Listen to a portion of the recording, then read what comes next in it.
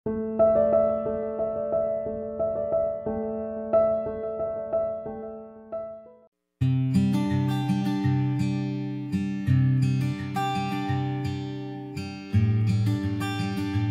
friends, welcome to Gomathi's kitchen.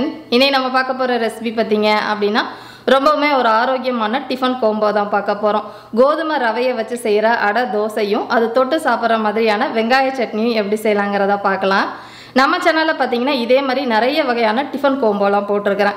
அந்த ரெசிபியோட link எல்லாம் கீழே டிஸ்கிரிப்ஷன் பாக்ஸ்ல கொடுத்திருக்கேன். விருப்பப்பட்டா செக் பண்ணி பார்த்துக்கோங்க.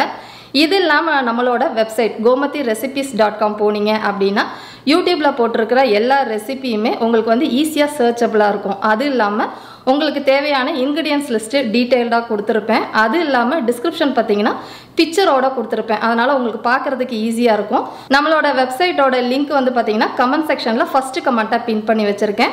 விருப்பப்பட்டா அதையும் செக் பண்ணி பார்த்துக்கோங்க. இப்போ வாங்க இந்த அடை தோசையும் சட்னியும் எப்படி செய்யலாம்ங்கறத பார்க்கலாம். கோமதிஸ் கிச்சனை சப்ஸ்கிரைப் பண்ணாதவங்க சப்ஸ்கிரைப் பட்டனை ப்ரெஸ் பண்ணிக்கோங்க. உடனுக்குடனே அப்டேட் வேணும் அப்படின்னா பக்கத்தில் இருக்க பெல் பட்டனில் ஆல்ங்கிற ஆப்ஷனை மறக்காமல் ப்ரெஸ் பண்ணி வச்சுக்கோங்க. இப்போ இந்த அடை தோசை செய்கிறதுக்கு நம்ம வந்து பருப்பு ரவை ரெண்டையுமே ஊற வச்சு அரைக்கணும். அதுக்கு என்னென்ன சாமான்கள் எவ்வளோங்கிறத பார்த்துடலாம். முதல்ல எடுத்துருக்கிறதுன்னு பார்த்தீங்கன்னா சம்பா ரவை, அதாவது கோதுமை ரவைன்னு கடையில் கிடைக்கும் இல்லையா, அது வந்து மெஷரிங் கப்பில் 1 கப் அளவுக்கு எடுத்துக்கோங்க. இப்போ 1 கப்பு ரவைக்கு 1/2 கப் அளவுக்கு கடலைப்பருப்பு சேர்த்துக்கலாம். எந்த அளவுக்கு கடலைப்பருப்பு எடுக்கிறோமோ அதே அளவுக்கு 1/2 கப் அளவுக்கு துவரம் பருப்பு எடுத்துக்கிட்டிங்கன்னா சரியாக இருக்கும். இப்போ இது ஊற வைக்கிறதுன்னு பார்த்திங்கன்னா பருப்பு வந்து ஒரு 2 மணி நேரம் 2 பருப்பு சேர்த்து ஊற வச்சுக்கோங்க. அதே மாதிரி ரவை 1/2 மணி நேரம் ஊறினா போதும். இப்போ இதை எப்படி அரைக்கலாங்கிறத பார்க்கலாம். இப்போ இந்த மாவு வந்து நம்ம மிக்சியில் தான் அரைக்க போகிறோம். அதுக்கு நல்ல ஒரு பெரிய மிக்சி ஜாரில் முதல்ல அரைக்க போகிறதுன்னு பார்த்திங்கன்னா ஊற வச்ச கோதுமை ரவை சேர்த்துக்கலாம். ஃபஸ்ட்டு வந்து ரவையை அரைச்சிட்டு அதுக்கப்புறமா மற்ற சாமான்கள்லாம் அரைச்சிக்கலாம். இதில் தண்ணின்னு பார்த்திங்கன்னா ஊறினதுலேருந்து கொஞ்சம் ஒரு 1/4 கப்பு தண்ணி ஊற்றி நல்லா நைஸாகவே அரைச்சி எடுத்துகிட்டு வந்துடுங்க. இப்போ பார்த்திங்கன்னா இந்த அளவுக்கு வழுவழுன்னு அரைச்சி எடுத்தாச்சு. இப்போ முதல்ல இதை ஒரு பாத்திரத்துக்கு மாற்றிக்கலாம். இப்போ வந்து நம்ம ரவை அரைச்சி எடுத்து வச்சாச்சு. அடுத்து அதே மிக்சி ஜாரில் ஒரு 1/2 டீஸ்பூன் அளவுக்கு சோம்பு சேர்த்துக்கிறேன். சோம்பு வாசனை பிடிக்காதவங்க சீரகம் சேர்த்துக்கோங்க.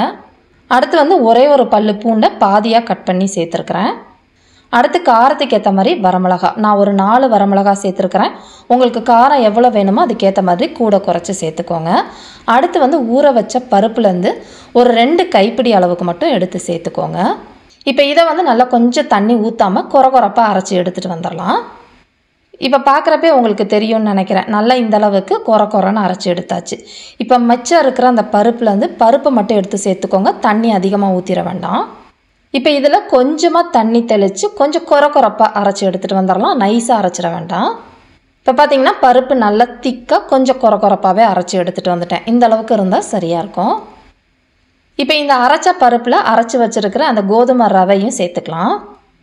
மாவு ரெண்டுமே நல்லா திக்காக இருக்குது. அதனால் நம்ம மிக்சியில் வந்து பருப்பு அரைச்சோம் இல்லையா, அதில் வந்து ஒரு 1/2 கப் அளவுக்கு தண்ணி ஊற்றி அதையும் இதில் சேர்த்துக்கலாம்.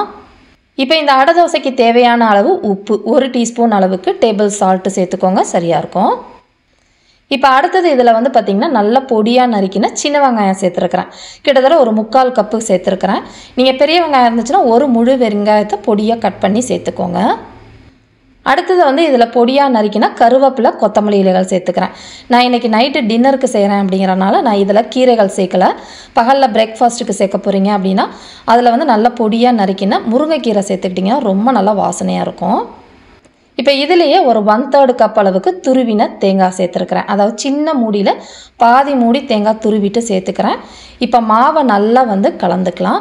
மாவு ரொம்ப தண்ணியாகவும் இருக்கக்கூடாது, ரொம்ப கெட்டியாகவும் இருக்கக்கூடாது. இந்த அளவுக்கு இருந்தால் சரியாக இருக்கும். இப்போ இந்த அடை தோசையை நம்ம உடனே ஊற்றிடலாம். அதுக்கு முன்னாடி இந்த தோசைக்கு ஏற்ற ஒரு சட்னியை ரெடி பண்ணிவிட்டு அதுக்கப்புறமா அடை ஊற்றினோம் அப்படின்னா சுட சுட அடை சாப்பிட்றதுக்கு சரியாக இருக்கும். இப்போ சட்னி அரைக்கிறதுக்குன்னு பார்த்தீங்க அப்படின்னா ஒரு பேனில் 1 டீஸ்பூன் எண்ணெய் சேர்த்துருக்குறேன். எண்ணெய் நல்லா காஞ்சதுக்கப்புறமா இதில் 1 கப் அளவுக்கு பெரிய வெங்காயம், அதாவது ஒரு பெரிய வெங்காயத்தை கட் பண்ணி சேர்த்துருக்குறேன். அடுத்து ஒரே ஒரு பூண்டு பாதியாக நறுக்கிட்டு சேர்த்துக்கோங்க. இப்போ இந்த வெங்காயம் நல்லா வெந்து வர அளவுக்கு வதக்கிக்கலாம். இது வதக்கிட்டு இருக்கப்பே பார்த்தீங்கன்னா இந்த சட்னிக்கு தேவையான அளவு உப்பு 1/2 டீஸ்பூன் அளவுக்கு டேபிள் சால்ட் இப்பயே போட்டு வதக்கினீங்கன்னா உங்களுக்கு சட்டுன்னு வதங்கி வந்துடும். இப்போ உங்களுக்கு பார்க்குறப்பே தெரியும்னு நினைக்கிறேன், வெங்காயம் நல்லா வதங்கி வெந்து வந்துருச்சு. இப்போ இந்த சமயத்தில் இதில் வந்து ஒரு சின்ன புளி சேர்த்துக்கலாம், அதாவது 2 கொட்டை உள்ள புளி மட்டும் சேர்த்துக்கிறேன். அடுத்து வந்து காரத்துக்கு ஏற்ற மாதிரி வரமிளகா 2ம் பச்சை மிளகா 3ம் சேர்த்துருக்கிறேன். போட்டு இது ஒரு 2-3 நிமிஷத்துக்கு வதக்கிக்கோங்க. இப்போ நல்லா இந்த அளவுக்கு வதங்கி வந்ததுக்கு அப்புறமா கடைசியாக அடுப்பை வந்து ஆஃப் பண்ணிவிடுங்க. ஆஃப் பண்ணிவிட்டு இதில் தேங்காய் சேர்த்துக்க போகிறோம். தேங்காய் வந்து ஒரு 1/2 கப் அளவுக்கு துருவின தேங்காய் சேர்த்துக்கோங்க, போதுமான அளவு. இதை வந்து ரொம்ப வந்து செவக்க வதக்கணும்னு அவசியம் இல்லை. அந்த சூட்டுக்கே ஒரு 2-3 நிமிஷத்துக்கு நல்லா வந்து கலந்து விட்டுருங்க. இப்போ பார்த்திங்கன்னா எல்லாம் கலந்ததுக்கப்புறமா இந்த அளவுக்கு இருந்தால் சரியாக இருக்கும். இதை நல்லா ஆற விட்டுட்டு கொஞ்சமாக தண்ணி தெளித்து கொஞ்சம் கெட்டியாகவே அரைச்சிக்கோங்க. அடை தோசைக்கு ரொம்ப நல்லாயிருக்கும். இப்போ பார்த்திங்கன்னா நல்லா ஆற விட்டு சட்னியும் அரைச்சி எடுத்துகிட்டு வந்துட்டேன். இதில் தாளிக்கிறதுக்கு கடுகு, உளுத்தம்பருப்பு, கருவேப்பிலை, காஞ்ச மிளகா போட்டுட்டு இதில் சேர்த்துடலாம். அவ்வளோதான், நம்மளோட ரொம்ப ரொம்ப சூப்பரான வெங்காய தேங்காய் சட்னி வந்து ரெடி ஆயிடுச்சு. அடை தோசைக்கு சூப்பராக இருக்கும். இப்போ நம்மளோட அடை தோசை மாவு வந்து ரெடியாக இருக்குது. இப்போ அடை வந்து ஊற்ற ஆரம்பிச்சிடலாம். நான் இன்றைக்கி வந்து வாழை இலையில் தட்டிட்டு அதுக்கப்புறமா தான் தோசைக்கல்லில் வாக்க போகிறேன். உங்களுக்கு நேராகவே தோசைக்கல்லில் தட்ட முடியும் அப்படின்னா அந்த மாதிரி தட்டி எடுத்துக்கோங்க, உங்கள் விருப்பம்தான். அதுக்கு அடை தோசை தட்டுறதுன்னு பார்த்திங்கன்னா ரொம்ப மெல்லிசாவும் தட்டக்கூடாது, ரொம்ப தடிமனாகவும் தட்டக்கூடாது. ஓரளவு இந்தளவுக்கு திக்காக தட்டி எடுத்துக்கோங்க. இப்போ இதை வந்து கல் நல்லா காஞ்சதுக்கப்புறமா நம்ம தோசைக்கல்லில் கவுத்து விட்ட மாதிரி போட்டோம் அப்படின்னா அந்த கல்லோட சூட்டுக்கு அடை வந்து நல்லா அந்த கல்லில் ஒட்டிக்கும். நம்ம வாழை இலை எடுக்கிறப்ப ரொம்ப ஈஸியாகவே வந்து இந்த மாதிரி வந்துடும். இப்போ அடையில் வந்து நம்ம எண்ணெய் ஊற்றி வேக வைக்கிறதுக்கு முன்னாடி அங்கங்கே ஒரு சின்ன சின்ன கீரல் போட்டுக்கோங்க. இப்போ இதில் தேவையான அளவு எண்ணெய் சேர்த்துக்கலாம். எண்ணெய் வந்து அடை தோசையை பொறுத்த வரைக்கும் கொஞ்சம் தாராளமாக விட்டு வேக வச்சோம் அப்படின்னா நல்லா கிறிஸ்பியாக வரும். அதே மாதிரி கொஞ்சம் நிதானமான தீயில நல்லா ஒரு சைடு செவந்து வந்ததுக்கப்புறமா அடுத்த சைடு திருப்பி விட்டு வேக வைங்க. இப்போ பார்க்குறப்பே உங்களுக்கு தெரியும்னு நினைக்கிறேன், நல்லா 2 சைடும் நல்லா வெந்து செவந்து வந்துருச்சு. இந்த மாதிரி இருக்கிறப்ப நம்ம எடுத்துடலாம். ரொம்ப சூப்பரான கோதுமை ரவை அடை ரெடி ஆயிடுச்சு. இதே மாதிரி அளவுகளோட இந்த அடை தோசையும் தேங்காய் வெங்காய சட்னியும் செஞ்சு பார்த்துட்டு எப்படி இருக்குங்கிறத கமெண்ட் பண்ணுங்கள். வீடியோ பிடிச்சிருந்தாலும் கமெண்ட் பண்ணுங்கள், லைக் பண்ணுங்கள், ஷேர் பண்ணுங்கள். மறக்காமல் கோமதிஸ் கிச்சன் சேனலையும் சப்ஸ்கிரைப் பண்ணி வச்சுக்கோங்க. தேங்க்ஸ் ஃபார் வாட்சிங்.